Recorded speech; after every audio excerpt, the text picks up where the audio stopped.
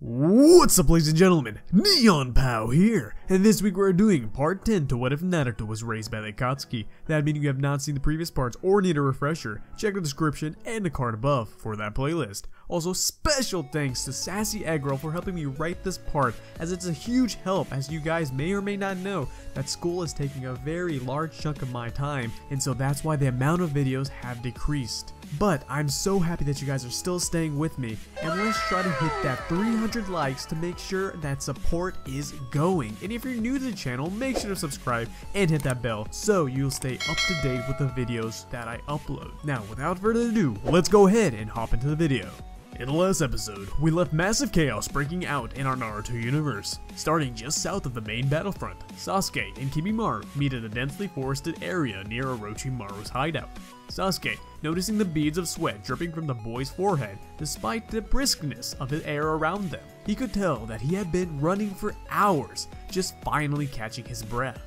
Whether he be friend or foe, he had no time for either, and now would be the best time to subdue him before continuing on to Naruto. As Kimimaro regained his breath enough to speak once more, he is quickly cut off by Sasuke lunging at him to test the strength of the potential adversary. And while Kimimaro would normally grant such a thing, he hadn't the time left on Earth to waste even a second with this fight. As he jumps back and readies himself for combat, we pan over to Naruto, who is left oozing a malicious chakra from every fiber of his being, a mirror agent to the rage he feels seeing Kin on the critical state she is in. Without hesitation, Naruto attacks Gaara with the power granted to him by Kurama. As Gaara sees Naruto coming towards him, he attempts to keep his range and attempts to slow Naruto down by going on the defensive so that Tsukaku can regain enough chakra to attack at his fullest. However, this idea seems to be nullified as a single punch cracks his sand armor to the point that he begins to feel the impact of it. As Gaara begins collecting sand under his feet to hover over the battlefield to attack his enemy from the air, Naruto grabs him, slamming him through his gathered sand and dragging him away. Gaara tried to break free, and while successful, resulted in Naruto hitting him with all his might. This single blow shattered the remaining of Gaara's sand armor. As Gaara tried to repair the armor before Naruto could realize this opening, Naruto flung him in the direction he was dragging him before. As Gaara was flying, he saw something that made him realize why Naruto went berserk. There lies Kin, injured by his own attack on the base, while the others who were around the area, though still injured, were well enough to engage everyone else in combat. The same could not be said for her. He just heard someone very important to Naruto, enough that her injury would elicit such a response from him. As the true gravity of Gaara's actions set in, Naruto was rushing towards him once more, and Gaara allowed himself to be hit. He felt as if he deserved it all. This one-sided battle kept continuing until Naruto finally regained his senses. He realized Gaara refused to fight anymore, and on top of that, he noticed a potentially bad situation breaking out. Kabuto was standing over what looked like Orochimaru's corpse, but in reality, Orochimaru was creeping behind Kabuto to eliminate the traitor.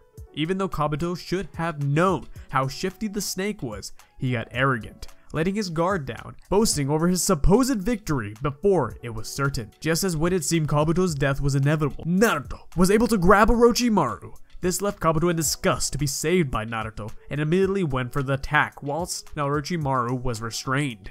Unfortunately, he was already a step ahead of him and escaped Naruto's grasp by transforming into a snake. As he transferred back to confront Naruto and Kabuto, Gaara decided his interference wasn't needed and moved out to help his siblings and the Konoha Genin that had come to the hideout as well. Much to his surprise, many of them were handling themselves quite well. Whenever one found a hard match, they swapped out with another to see if they would be better suited. Shikamaru's brain and Tamari's wit was definitely at play here. To further help their cause, Shino was able to release parasitic insects on the Sound 4, draining their chakra even when they went into their curse mark mode, allowing them to be restrained in the time being. As Gaara marched onto the battlefield to help lighten the load of his allies, an unmistakable sound was heard in the distance. It was the sound of a Chidori in use. Naruto, distracted by the sound thinking Sasuke was nearby fighting someone, took a heavy hit from Orochimaru. Though Kabuto did what he could to heal him, he couldn't stay in one place far too long due to the ongoing battle, so Naruto had to rely on Kurama to heal him. While he was surprised at first that the Nine-Tails was being so cooperative, he knew now that it was only because Orochimaru was a member of the Akatsuki, the organization it hated above all else. Shifting our focus once more back to Kimimaro and Sasuke's match. Kimimaro, unprepared for the Chidori just thrown his way, was hit with the full force of it. While his second skin of bones certainly did help to defend against it, all it really did was ensure that it didn't pierce him clean through. While he began losing consciousness, he simply looked at Sasuke and told him to keep advancing forward where Naruto awaited him. While Sasuke was put into a panic, believing he had killed yet another person, Kimimaro noticed this and simply told Sasuke, assuming he does die, today was such a wonderful day, and that he should get a move on before he changed his mind to fight. Truly though, he was too tired of fighting when he hadn't the desire to. For his master or not, he wouldn't spend his final moments fighting. He wanted his last moments to have the fullest of grace, something that was absent during his life. As Sasuke ran off, Kimimaro sat down and looked to the sky, enjoying its light as his vision dimmed. In the surrounding woods, 3 people were on their way to join the mayhem. The agent of Root, Obito, coming to ensure the possession of the One-Tails, as well as the Nine-Tails if it came down to it, and, surprisingly, Itachi, who was tailing Obito unbeknownst to him in an attempt to protect Naruto and his brother Sasuke from Obito's clutches. With this, Itachi used this time to collect intel on Obito, noticing his ability to phase through objects. He already knew of the masked man's Sharingan, so he assumed he must have awakened his Mangekyo in order to gain such a power. While he wasn't sure of the power's other capabilities just yet, he would keep observing from afar until his presence was necessary. We now move back to Naruto and Kabuto fighting Orochimaru. The snake realized that he wouldn't survive this battle much longer, so he attempted to make an escape. Kurama, feeling the shift in his attempt, took over Naruto's body, transforming into this 4-tailed form in a split second. As Kabuto was still fighting Orochimaru, this time far more cautious than he was before, the QB-enhanced Naruto charges a tailed beast bomb of his own. And while it wasn't as powerful as Shukaku's due to the haste of which it was made and his dwindling chakra, he figured it would be enough to eliminate the serpent. As the shot fired, Orochimaru changes to a snake, escaping the scalpels Kabuto had thrown in hopes of pinning him down for the attack. In just a matter of seconds, Orochimaru evaded Kurama's attack and then outstretched his neck to bite Naruto on the hand. Kurama was infuriated to not only have missed the shot, but to have been attacked as well. Kurama immediately grabbed Orochimaru's snake hand and pinned him to the ground. He then charged another tailed beast bomb, this time far denser than the first. Before Orochimaru was disintegrated by the tailed beast bomb, he smiled and told both Kurama and Kabuto that he would see the both of them very soon. Orochimaru was physically gone, but unfortunately, this was not a win for the two. Kabuto had understood what he meant by that last remark, the curse mark. As the seconds passed and the smoke cleared, his suspicion was confirmed when he saw that one of Orochimaru's curse seals had indeed been placed on the young Jinchuriki when he was bitten by him. As Naruto's consciousness returned, he noticed that Kurama's chakra wasn't something that he could be relied upon any longer in this battle. He wasn't sure what all happened while he was out, but it had depleted his chakra reserves immensely. As he got up, he looked towards Kin once more, then towards Kabuto. He picked her up, carried her to him, and asked if he could do something to heal her. While it wouldn't be quite so simple as that, Kabuto thought it was an achievable task, especially compared to the procedures he had been doing on Kimimaro. Better yet, he'd no longer owe Naruto anything for helping him slay Orochimaru. While Naruto did have the curse mark now, that was a problem for later. He looked Naruto in the eye, took Kin, and said that he'd returned her to him as she was before. Naruto, getting teary-eyed because of this, gave Kabuto a hug and thanked him before running in the direction he'd heard the Chidori earlier. Naruto was able to find Sasuke relatively easily.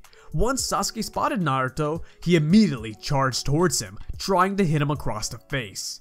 While Naruto did see the attack coming, he wasn't quite aware of his surroundings and ended up tripping over a tree trunk. This then caused Sasuke to trip over Naruto's body and force their lips to touch. The both of them quickly scrambled away from each other in an attempt to make the situation a little less awkward. However, the damage was already done, and even an onlooker had witnessed it. The root agent sent by Danzo to capture Sasuke, not entirely sure what he had just seen, but that didn't matter, as in just a few seconds, he was seeing nothing at all as Obito had appeared behind him, knocking him through a nearby tree. Naruto knew then and there that he was in trouble, although not sure to what degree. As Naruto began apologizing for failing to capture the One-Tails, Obito drew nearer and nearer to him. Before he was standing right in front of the kid, Obito stated that this would be Naruto's last apology. Naruto interpreted this as he would be taken away for remedial training, as Obito had in the past when his performance was below that of his expectations. On the other hand, Sasuke interpreted to mean that Naruto would be killed. As Obito gave Naruto his hand, Sasuke charged up another Chidori and rushed towards Obito. Obito didn't even flinch as Sasuke phased right through him, hitting the tree behind him. After seeing this, Naruto argued with Sasuke about the situation at hand. Obito looked at the pair and was reminded of him and the man holding his other eye while they spent their youth together. Bittersweet memories, he thought to himself. As the tree Sasuke had slashed through hit the forest floor, birds in the tree, as well as in others surrounding it, were sent in all directions. As Obito had finished reminiscing, he decided it was time to take care of business. Seeing as he needed Naruto alive, he'd simply have him stay in the Kamui dimension until it was time to extract the Nine-Tails. The same would go for the One-Tails after he was finished here. He intercepted Naruto and Sasuke's argument, telling Naruto it was time to go. And as Naruto went on to take Obito's hand, one of the flocks of birds that had been sent flying overhead flew down towards them. Although at the time it seemed like nothing suspicious, not escaping them would be a mistake Obito would learn to never forget. Because from them, out came Itachi, looking Obito directly in the eye, and while he tried to close them quickly, he was suddenly somewhere else entirely. Itachi was able to use his Tsukuyomi just in time. He then quickly plucked at Obito's Mangekyo and then attempted to eliminate him. However, to his surprise, Obito began screaming and was able to escape the 72 hours of torture through sheer willpower. While completely mentally and physically drained, Obito had enough energy to back away from Itachi, allowing for Zetsu to take him away. Itachi knew Zetsu was lurking nearby, but he was frustrated that his plan to eliminate Obito had failed.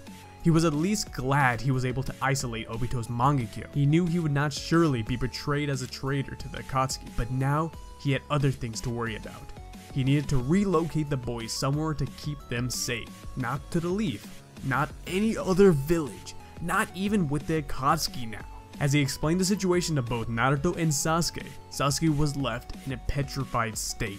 From pure animalistic instincts, he attempted to attack Itachi.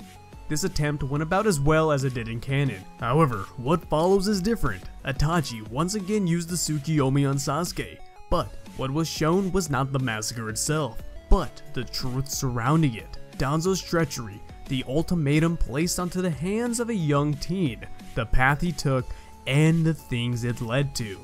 All of it was revealed to Sasuke, and while he wanted so desperately to believe he was lying, he just couldn't. Everything shown is in line with his own memories, though he only knew of fragments, and the events all lined up perfectly with reality. The two of them cried, Itachi saying that the circumstances didn't justify his actions, and sometimes he even wished to desperately go back to change what he'd done, but it wasn't without reason. While Sasuke cried because he felt so lost, not entirely sure of where to go from here, he felt like he had found just as much. Naruto gave the two a few moments to sort things out, and while Itachi only came to find him, he knew that what just happened would be the best for those two in the long run. Itachi had asked if he would be coming along with him and Sasuke, and although Naruto stated he didn't really have much of a choice, he added that it would be his pleasure. A week had passed since the events of that day. Naruto, Sasuke, and Itachi had been on the run. Itachi's crow currently possesses Obito's eye as well as Sushui's until they decide what to do with it. Itachi calling his former partner to meet with him. However, Kisame declared what the trio had suspected. Obito had twisted the situation to seem as though Itachi and Naruto had betrayed the Akatsuki, while Kisame said that he would let the three of them pass this time as a thank you of sorts to a former partnership. They would be enemies the next time they met. Itachi thanked him as well, and Kisame went his own way as the three walked off. Back in the Leaf Village, it was declared that due to neither Jiraiya nor Tsunade answering their summons, Danzo would become the 5th Hokage. On top of that, deep in his lab lies Kimimaro, found by the root agent on his way back to the village. Though not the target he truly wanted, Danzo was still pleased to have found an asset from a failed plan. This would be far more beneficial in the long run. All the Genin who were on the retrieval mission survived without major injury. The same, however, could not be said for the Sound 4. All of them were either killed in combat or by Kabuto, who went by to collect their bodies for his own use. The same going for Orochimaru. Furthermore, while insanely late, Jiraiya had put all the pieces together, finally realizing that he was Naruto's godfather. He had missed the Leaf summon due to hearing the news late outside the village as he was wandering the earth in search of Naruto. As the sun rises, bringing dawn to the new era, it is here that we conclude the first season of What If Naruto Was Raised by the Akatsuki. Now guys, I hope you enjoyed the first season, and make sure to smash that like button to see this series continue on to Shippuden, as so many awesome ideas are boiling up. Now guys, until the next video, much love, Neon